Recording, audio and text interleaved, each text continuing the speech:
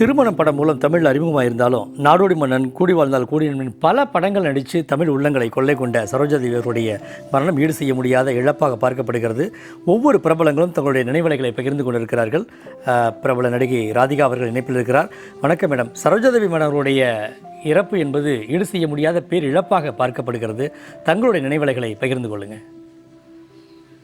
வணக்கங்க. முதல்ல அவங்களுடைய இறப்புக்கு என்னுடைய ஆழ்ந்த அனுதாபங்கள் அவங்க குடும்பத்துக்கும் எல்லாருக்கும். சரோஜாதேவி அம்மா ஒரு நடிகையை விட நான் ஒரு சூப்பர் ஸ்டாராக தான் பார்க்குறேன். ஏன்னா இது வரைக்கும் எந்த ஹீரோயினும் அவங்க சாதிச்ச அளவுக்கு சாதிச்சதில்லை. வெறும் தமிழில் மட்டும் இல்லை, தெலுங்குல, கன்னடாவில் நிறைய படங்கள் எல்லா லாங்குவேஜஸ்லேயும் அவங்க நடிச்சிருக்காங்க. அவங்க எல்லா மிகப்பெரிய கதாநாயகர்களோட நிறைய படங்கள், அதாவது புரட்சி தலைவரோட, நடிகர் திலகத்தோட, என்.டி. ராமராவ் அவர்களோட, அப்படி நாகேஸ்வரராவ் எல்லாம் அவங்க டேட்டுக்காக அப்படி காத்துக்கிட்டு இருப்பாங்க. அவங்க அவ்வளோ கடுமையான உழைப்பாளி. அந்த காலத்தில் அவங்களுக்கு வேற எதுவுமே தெரியாது, அந்த நடிப்பு தவிர. அவங்களுக்கு ஒரு குழந்தை மாதிரி அவங்க. எனக்கு நான் சின்ன பொண்ணாக இருக்க புதிய பறவை ஷூட்டிங்கில் அவங்கள பார்த்துருக்கேன். அந்த ஷூட்டிங்கில் எங்கள் அப்பாவோட நான் போயிருந்தப்போ பார்த்துருக்கேன். அவங்களுக்கும் எங்கள் அப்பாவுக்கும் நல்ல ஒரு நட்பு கடைசி வரைக்கும். அவங்க எப்பவுமே என்னை ராதிகான்னு அவங்க கூப்பிடவே மாட்டாங்க. ராதான பொண்ணு தான் கூப்பிடுவாங்க.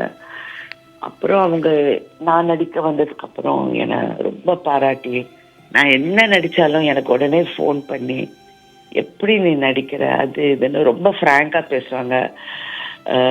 எல்லா விஷயமும் ஒரு நல்ல பர்சன். அதாவது நீங்கள் ஒரு நடிகையாக மட்டும் பார்க்காம ஒரு பெண்மணியாக, நல்ல ஒரு தாயாக, எல்லாமே அவங்களுக்கு இருக்கு.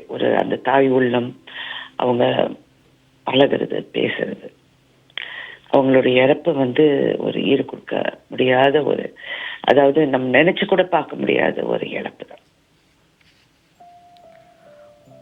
அதே போல் திரையுலகில் பார்த்தோம்னா ஒவ்வொருத்தரும் ஒரு ரோல் மாடலாக இருப்பாங்க. அதே போல் சரோஜாதேவி மேடத்திட்டேருந்து ரோல் மாடலாக நீங்கள் எடுத்துக்கிட்ட விஷயம் என்னவா இருக்கு மேடம்? அவங்கள மாதிரி ஒரு பெரிய நடிகையாக வரணுங்கிறது தான் எல்லாருடைய ஒரு இதாக இருக்கும்.